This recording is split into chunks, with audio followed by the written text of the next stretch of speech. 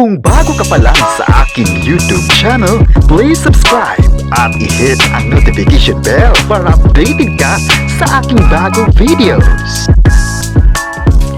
Vice ganda, mas dumami ang fans. Netizens, bakit proud sa kapamilya actor na ito? Ang buong detalye, alamin.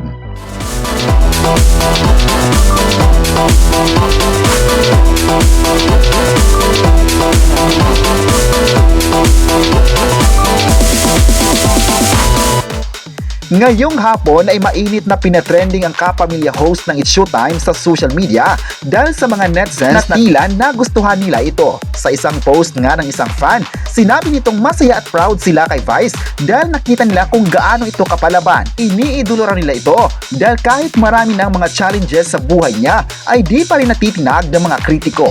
Marami nga sa ngayon ang proud at excited sa mga paparating na proyekto ng Unkabogable Star. Nakita kasi ng tao kung gaano siya kagaling sa larangan ng hosting at maging sa pagpapatawa nito. Sa concert nga niya ay naging trending ito sa online dahil sa mga hirit ito sa dating administrasyon.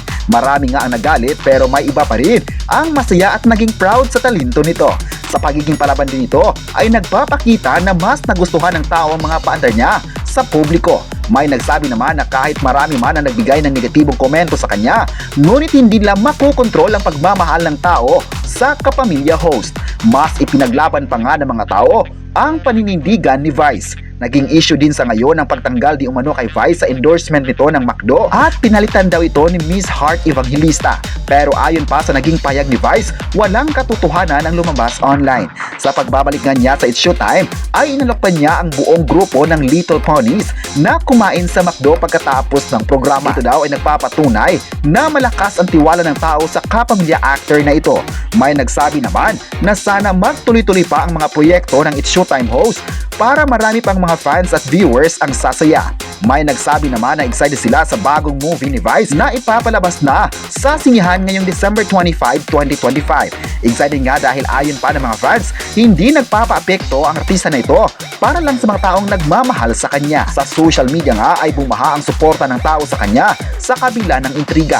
Nakita kasi ng tao na deserve niyang suportahan dahil napakagaling nito sa lahat. Na mas dadami pa ang mga followers ang susundan ang ganap niya sa buhay showbiz at maging sa kanyang personal life. May mga fans naman na nagsabing kahit ano pang sasabihin ng mga bashers kay Vice ganda, never nila itong iiwan dahil alam nila kung ano ang nagagawa ni Vice sa industriya. Pinatunayan nga ng kapamilya ang best para mapasaya ang lahat ng mga nanood sa kanyang successful concert. Kayo, ano ang masabi nyo na marami pa rin nagmamahal kay Vice? I-comment na kung mahal mo ba si Vice at huwag kalimutang i-subscribe ang ating YouTube channel.